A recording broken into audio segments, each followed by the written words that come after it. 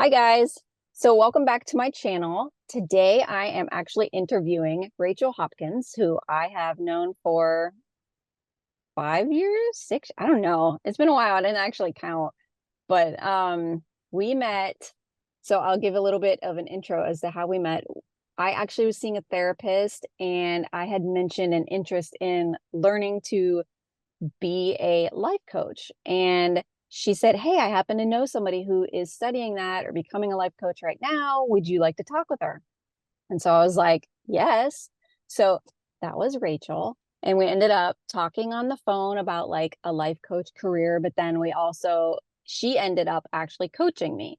So I think you were like my first life coach that I ever like worked with. So I was pretty excited and I thought it was really cool to kind of like it was cool because you were in the beginning of your career and then so you were kind of working with me through it and saying like, does this make sense to you? So I kind of felt like we were kind of working on it together, and then we've continued like actually working on things together since then, really.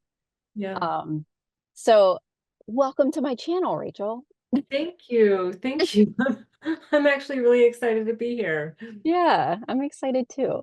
So if you want to tell a little bit about how you got interested in becoming a life coach, explain kind of to some people that might not know what a life coach is or what they do. um yeah, and then give your background. That would be helpful, I think. Sure. So I actually had wanted to become a life coach, I think maybe 20 years ago or more, and I have no idea how I even first learned about life coaching, but I had sent an email or I was going to send a letter to my sister's mother-in-law. And I actually found that letter like, 3 or so years ago, and it said, dear so and so, blah, blah, blah, like all this kind of stuff. And I said, I think I've narrowed down what I want to do. I either want to go into graphics design or life coaching or some third thing. And I have no idea what that was. And I mean, literally, the letter was from more than 20 years ago. And Wow. I just thought, why did I wait so long? Like things just kind of have to fall into place, or we have to Hmm. figure things out, or something like that. And so anyway, I finally decided that I wanted to become a life coach back in 2019. And I was in a group called Uncaged Lifers. And in that group, they were, everybody's just doing their own thing. It could be a graphics designer or, just anybody who's not working within an office. They're not working within four walls. Mm. They're not part of that, corporate 9 to 5. They're uncaged, so to speak. Yeah. And so anyway, I was in that group and I started asking around, hey, I'm getting ready to do some life coach training. Are there any trainings that talk about breaking habits? And so one guy in there who I'm still friends with to this day, he wrote to me and said, I think you should read Amy Johnson's book called The Little Book of Big Change. And so I actually was working in corporate at the time, and I, would just put my headphones in and I played that book on Audible like over and over and over, because when you're working at your day job, you have to really be focusing on what you're doing. So Mm-hmm. I found myself missing a lot of what I was Mm. doing. Yeah. Thankfully, it was a short book. And so I listened to it probably within a week. I listened to it maybe 4 or 5 times. Wow. And I was able to break a habit that I'd had with me for over 50 years, and that was picking my fingers. I don't know if I ever told you that or not. Yeah. Okay, Yes, yeah. because I'm a nail chewer. Okay. So we did kind of have that discussion. Yeah. Yeah. So I managed to quit that habit. And I asked my mom back then, I said, Mom, how long have I been picking my fingernails? And she said, ever since you were like 1 and you could see nails growing from your fingers, and I would like literally sit there, and I remember doing this and have my toenails in my mouth. I'd be picking Wow. toenails Yeah. when I was a That's little girl. interesting. So you Yeah. were really into self-grooming. Yes, that's a positive spin. Yes, I love that. It was self-care. It was that was my very interesting version of self-care. Oh goodness. So So yeah, that's how you got into life coaching. Like, was that a program, a life coach program that happened to talk about breaking habits, or is that just kind of where it started for you? Well, so I knew that I wanted to become a life coach, and I had actually, I think I might have already gone through a 3 month training through World Coach Institute. And I just felt that it wasn't enough. I still had a lot to learn. And so I Mm, was really looking for something that would kind of help me to help people in a more profound way through maybe habit change or, something like that. So that's when, this guy named Giles Croft over in the UK told me about that book. And so it was actually a book. She also does have a kind of like a training that she also has. I don't know really a whole lot about it, but it's called the Little School of Big Change. mm, And she's actually Dr. Amy Johnson. So it's not just Amy Johnson, but Dr. Amy Johnson. I think she's got a PhD in, I hope I don't mess this up, but psychology. I don't know. I think it's psychology and not psychiatry. So it's a PhD in psychology. And so anyway, uh, just, having read through that book, and in that book, Amy talks about all kinds of habits. She goes from binge eating to, biting your nails to, I don't remember what else, but basically the premise in that book is that we have our lower brain and our higher brain, and it's the lower brain that really is in control, and we're on autopilot. mhm, uh, our lower brain just does everything for us. It makes sure that we get food, water, that we procreate, that we have a roof over our heads, that we have security and safety, and all of that. And so, anyway, that book really kind of taught me that I was being bullied by my lower brain, and I decided I was no longer going to be bullied by my lower brain, and I was going to, kind of take matters into my own hands, so to speak, and okay. was able to quit that habit. And so my focus really isn't all on habit change for people. That's just a real small part of it. But I think people don't realize that even our thinking is habitual. Hmm. So it's not Yeah. just a habit, that the person's a binge eater or that they're biting their nails or that they're, you know, doing whatever. I mean, even running can become a habit, right? People who are Hmm. running, and they run every day and don't take that break that their body needs or whatever. Some people just push, push, Mm, push, push, push. right. Pushing is habitual. Being lazy is habitual. Anything that Yeah. we're doing on a regular basis moves into our lower brain and it just becomes a habit. That's really interesting. So it kind of does remind me of a big part of who I want to reach on in this audience is parents, mothers who feel like compressed by their life because they're either bringing up children right now or they have just brought up children and they have felt like a lot of their adulthood has been taking care of other people. And like I know that during my marriage and like bringing up the kids, I was constantly pushing. So that's kind of what brought this to mind was like just doing the next thing, doing the next thing, doing the next thing. And it was because I was trying to stuff the real feelings of unhappiness. And so I wasn't like really taking care of myself, but instead of like taking time to think about that and like think about how I could feel better or be better, it was just like, just keep doing.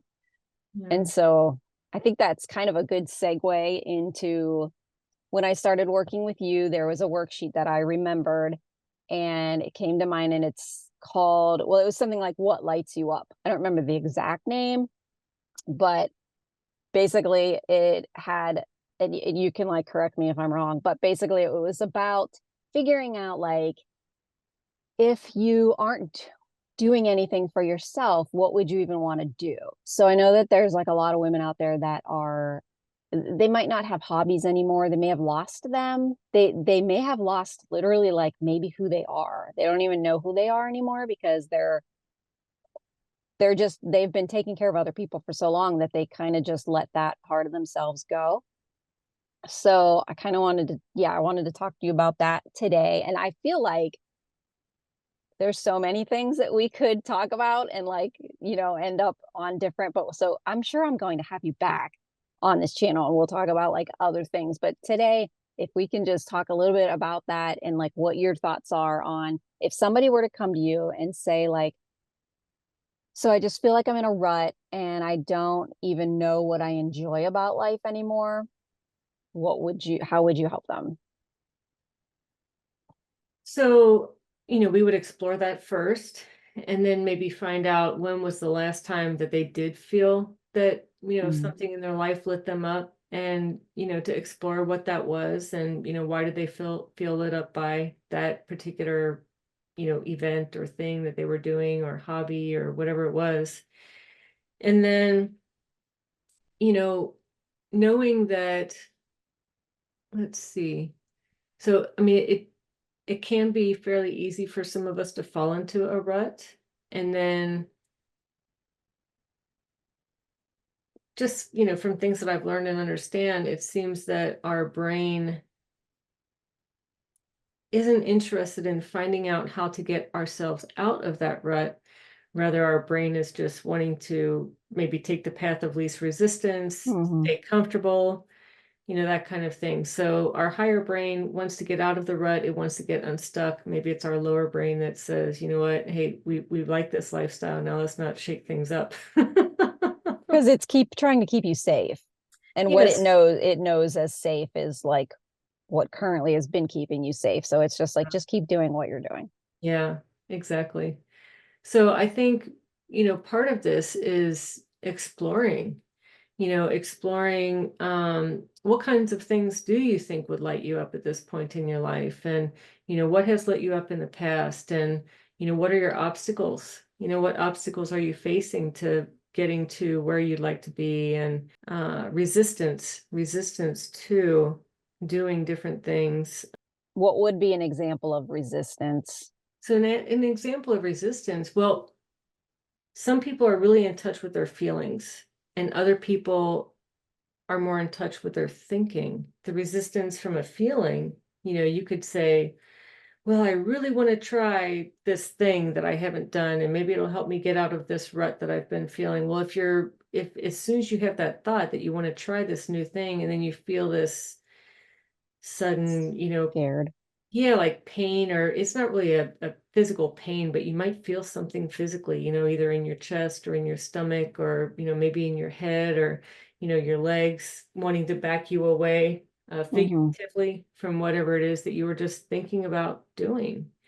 You haven't done the thing yet, but your body's already feeling resistant to it. Mm, Um, okay. and then for other people who don't really seem to be experiencing feelings, it could just be a thought, what their thought would be is, hey, I really want to try this new thing. And then the thought would be, you're not going to be able to do it anyway. Look at the last time you failed. Mm, The last time you tried something like this, look at what happened, and then your brain's going to go back to what is familiar and try to keep you stuck there. So I think the resistance could come either via thought or via feeling, to different people, depending on okay. where they are. Yeah, that totally makes sense. Yeah. So then I know for me, like I love photography. And so one of the things that I tried when the kids were like teenagers was joining a photography club. And I really enjoyed it. It's funny because I enjoyed it once I got there and I enjoyed the competitions and like, the competing end of it and trying to be like number one that month or what having the number one photo that month or whatever. But I never really wanted to go beforehand. And I would do this all the time, even with like parties or whatever. I still kind of do it. Where I'm like, I don't want to go, but I forced myself to go. And then I'm happy that I did. But a big part of it for me was like guilt. Like I did not like taking time away from my kids. So I always felt guilty if I would do anything that was for myself. Um, yeah, and not for them. So like you have any thoughts or suggestions on how women can deal with that? I do. So as women, even as a child in my life, I was told to, my dad always said, tis better to give than to receive. So I, in looking at it, as an adult, maybe he meant, if you have the means to donate money to charity, that's where it's better to give than to receive. But as a child, that's not part of my, vision. I wasn't looking at it that way. I was looking at like, okay, so I just have to be generous with my time. I have to put others' needs before mine. Mhm. So we're all kind of raised with that sort of mentality. I'm Mhm. sure our parents aren't intending to do that to us, but that's just kind of, how it seems to go. But so I think the really important thing in my mind, and I wish that I had known this when my daughter was younger, is that self-care is so important and it's something that can be modeled. We can teach our Mm. kids that, you know what, this is mommy time, this is me time, this is, I only do this X amount of time per week, this is just really important to me to recharge my batteries, that kind of thing, and to explain that to your child. And then your child can grow up with the knowledge that, hey, it's okay for me to put my needs first. Mm. These, you know, types of scenarios. Like, obviously you don't want your kid um, putting their needs first before everybody else to the point of being selfish, self-centered, whatever it is. But you want them to know that if they're going to have some unwind downtime, that that's really good for them. Or if they want to go out and play in the yard for 30 minutes. I mean, obviously, being outside is really important as a child, but it just seems that whatever a parent can teach their child about self-care, what does self-care look like for a 10-year-old?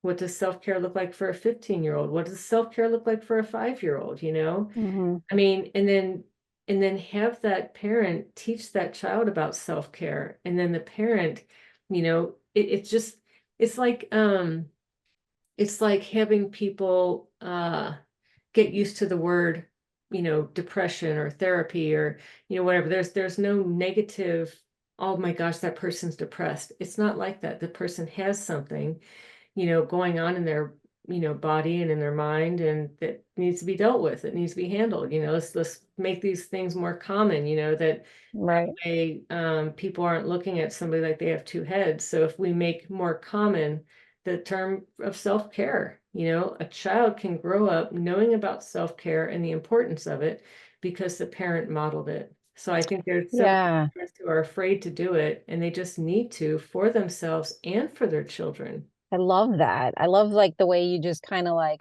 flip the thought on it. So instead of thinking negatively about it and that you're taking something away, you're actually giving to them and like, yeah, helping them to have a healthier adulthood themselves once they get there that they'll, I love that. I Mhm. think that's really cool. Yeah, and I wish I would have thought of it that way too, way back when. I think also like that we are becoming better like parents as we kind of go. So I know that like in my childhood, my mom was pretty like kind of absent. I hope she doesn't watch this. But like basically her self-care was more of a depression, I would say. And so I think and like didn't really come to like my games and things like didn't really take too big of a part. So then as my kids got older, that was something I definitely didn't want to like I wanted to be there for every game, every moment, every so I almost went the opposite way and like all my focus has to be on my kids, and my family and then yeah, so that's an interesting thing to think about is like how you can almost take it the opposite way and then also you're not being the best mother either because then you're or well, I didn't feel like I was being, I should say. Um because maybe if I had done some more self-care, I wouldn't have been so tired. So, yeah, I think that kind of makes sense. So, can you talk a little bit about the worksheet that you work with people on and like what lights you up? If someone doesn't feel lit up anymore, they need to give themselves permission to explore. Mhm. So it's all about giving Right. yourself permission to step outside and look into this stuff, and experience and experiment and, whatever. Like you mentioned, looking back at your childhood, do some self-reflecting. Like I mentioned earlier, what did I enjoy doing in the past? When is the last time that I felt fully alive? What's Right. going on for me then? try new things, prioritizing self-care. Like there's a lot of ideas, but I think one thing that would be important, especially for somebody who's feeling, if they're feeling depressed or down and like totally not lit up and they're looking for some kind of spark or something, is to, get out there and do something to help other people. Mm, And I know yeah. I'm talking about self-care, but to some degree that is self-care for people. Yeah. Um, but just finding a purpose, having a Yes. purpose in their life, something that makes them feel important, something that makes them feel needed. And I think that that's why a lot of people who in retirement volunteer. Hmm. You don't have to wait until you're 62 to volunteer. You can start volunteering at a young age, and there's so many places that would accept volunteers. You could probably volunteer at a greenhouse, you know. They Right. have paid employees, but geez, they've got so much weeding and pruning and all of that stuff that needs to be done. If you've ever had any interest in gardening, that might be a great place to volunteer. Same thing with animals. If you have any interest in animals, you could volunteer at an animal shelter. That's You what I know, was just thinking. if you Yeah. have any, desire to help people less fortunate, you could volunteer at a homeless shelter. Hmm. You could volunteer at a food bank. You could volunteer to, serve breakfast on Sunday mornings, or, whatever it is that you want. But, anything to just kind of get out of the woe is me, Hmm. because we internalize all of that, and then we get stuck in it, and it's really hard to get out. And like you said earlier, there's things that you don't want to do, there's things that I don't want to do, but when we get out and do them, we feel good about it. Yeah. I actually enjoyed that, or I feel good about, the response that I got from other people, or I feel good about, what I just gave of my time and my energies to Hmm. these people or these animals or whatever. And so, really turning it around to make it so we're not just internalizing all of our problems and issues. We're actually getting out there and, doing something. Right. Yeah. I love that. So, can you tell me what is one activity that they can do moving forward? Like something, is there something that they could like journal, or what's one thing you would give a tip that would be like, moving forward, do this and this will help you get started? So obviously looking at like volunteer or just activities like that you enjoyed, but what would you say would be like the most important? Would it be like remembering what you did, what you loved doing as a child or a young adult, or like remembering what has lit you up in the past? What's your give them some Honestly, homework? yeah, yeah. This is what I would do personally, because I feel like a hurried, rushed mind is, you're not going to come up with a whole bunch of good new ideas. You want to do some brainstorming. So I feel like if you just sit down and you relax for a few minutes, listen to some quiet music, or, do some meditating or something to kind of calm your mind. You're not Mhm. thinking about what you have to get from the grocery store because you've already written it down on a list. If you've got something pressing, write it down and then come back to sitting quietly and just sort of letting your mind go, and, just be present. Um, and do that for a few minutes. See if you can just relax for a few minutes and then sit down and start with a blank piece of paper, and maybe write at the top of it what lights me up. And then, kind of just start brainstorming. It doesn't have to be written down in any clear, concise way. You're not Mhm. writing a book that somebody else is going to read and critique later. You're just putting your own thoughts on a piece of paper. So this is brainstorming. Some people call it brain dumping. You're just Mhm. taking all the thoughts that come into your mind and just writing them down in a haphazard way. It doesn't matter where you're even writing them. It doesn't have to be neatly on the lines. It can be like, doodling or whatever. Whatever somebody's comfortable with doing is how they should write it down on a paper. Okay. Um, so there's no right or wrong way to do it. And then once you get to the end of that page, certainly if you still have more to write, that's great. But almost, I want to say, make yourself fill that page. Don't just stop after 5 lines. This is really brainstorming, brain dumping, getting everything that you can possibly think of down on paper. Even if you don't necessarily think that it's a good idea, write it down because another idea will come in right after that one. Right. Just brainstorm and put all this stuff down. It's like being in a corporate boardroom, and everybody's trying to brainstorm, the next big product or the next big idea or whatever. If people are saying, oh, I'm not going to say that idea because it's a bad idea. Well, who cares? Say the idea anyway, because it will prompt somebody else or a new thought from somebody or from you or whatever to come up with another, path or another thought or another idea. Mm-hmm. So Right. no idea is a bad idea. Just write them all down. And then maybe when you get to the end of that, um, then you can kind of start to categorize things and say, okay, Mm-hmm. what I would do, because I like highlighters, is I would, maybe highlight everything that is this type of theme in pink, and then highlight everything that's that type of theme in yellow or whatever. Do that with highlighters, or you can use different colored pens and circle, common theme things, rewrite it on another piece of paper with those common themes.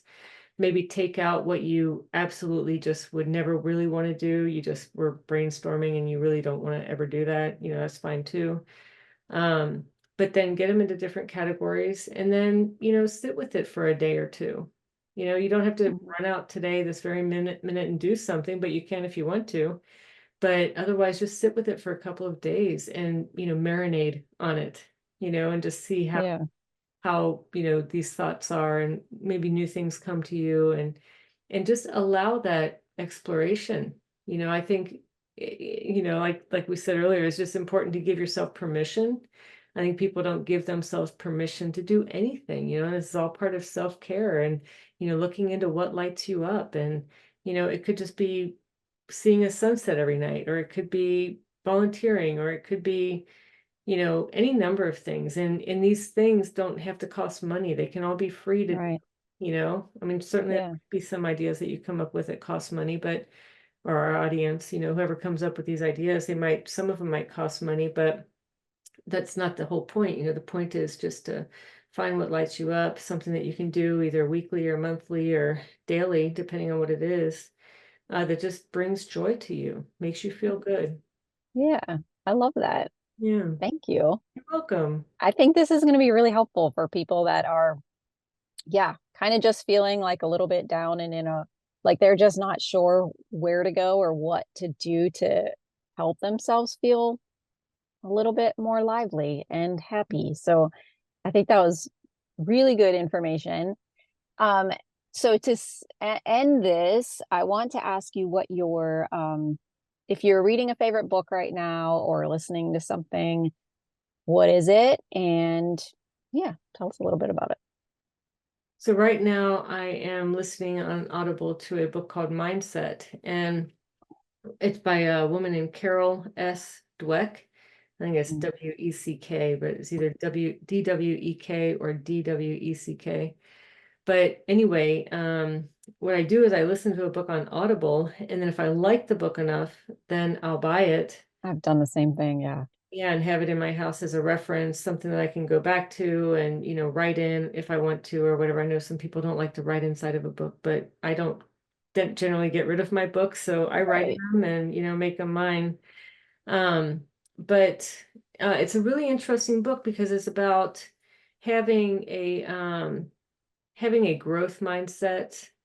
Um, I think that was the right word. Anyway, having the mindset where you are interested in learning, you're not closed-minded. So a closed mindset versus a growth mindset. And it's very interesting. They did some studies. I guess the author, did some kind of research, and they found that kids in schools that were considered remedial at the beginning of the school year, if they had a regular everyday teacher, then by the end of the school year, they were still remedial. Mm. But when these students were in the classroom with a teacher that had a growth mindset, I think the other one is a fixed mindset. So it's a growth mindset or a fixed mindset. So the Okay. teachers with the growth mindset would actually take those students from being remedial at the beginning of the year to actually not any longer having that label by the end of the school year. Mm. So all of their students would grow in the classroom that year. So if they already had, if they were already considered very intelligent, then they would still be intelligent by the end of the school year. But somebody who was remedial at the beginning was considered no longer remedial. They were, growing and learning and, all of this. And I mean, they even talked about teachers in that book who had fifth graders, maybe even younger than that, reading and having intelligent conversations about Shakespeare novels. Wow. These kids are reading on a high school level, and maybe some of them were considered remedial, a few years prior, because Right. I think it's so important for, a teacher or a parent to just have that belief and faith in their child that they have the ability to grow and succeed. I think so often as teachers and as parents, we find out what we believe is the intelligence level of a child, and then we just allow that level to perpetuate. Hmm.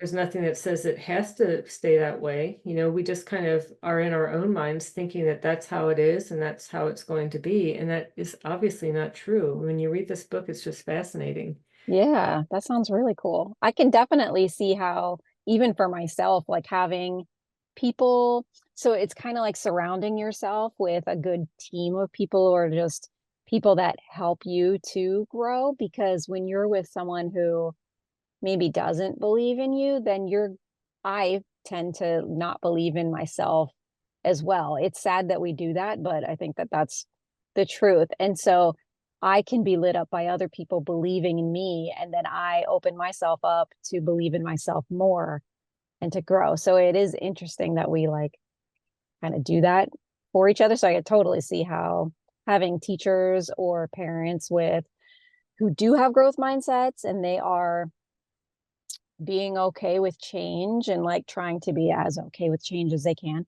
and learning that that could definitely be modeled to their kid, so or their child. Yeah, that sounds really cool. I'll have to take a look at that. Yeah. Yeah, and I do the same thing with Audible. So like there's like money books or whatever that I've purchased, and then I end up getting the physical book. Or I'll do it the opposite. I'll get the physical first, and then I'm like, I'm not reading this. Like, because I don't read, like I just don't sit down and read. So I might get like I want to, and I have the book, and I'm like, I'm gonna read. I never do it.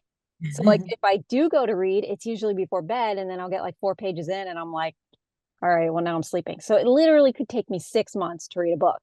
So ever since I discovered like Audible, I'm like, oh, I feel like I read like 6 books this year, which is great for me because I'm not, it still Yeah. takes me a while. I just listen to them while I'm walking, but I love having both that you could like go back and reference something or like you said, like take notes on it. I think that's another awesome tip Yeah. from our Thanks. life coach, Rachel. Well, thank you for Thanks. joining me today. I think it was really fun. We always have so much to talk about, so I know that we'll end up doing more down the road. But can you tell everybody how they can get in contact with you if they're interested in working with you or just find out more about you? Sure. I can be reached through my website, rachelhopkinscoaching.com, and then via email at ccs at rachelhopkinscoaching.com. I know it's kind of long, but the CCS stands for Creative Coaching Solutions. And and also on Facebook as Rachel Meckley Hopkins. Okay, perfect. Well, Yeah. thank you. Welcome. Thank you, It's Jody. good seeing you as always. You too. Thanks for having me on. Yeah, of course.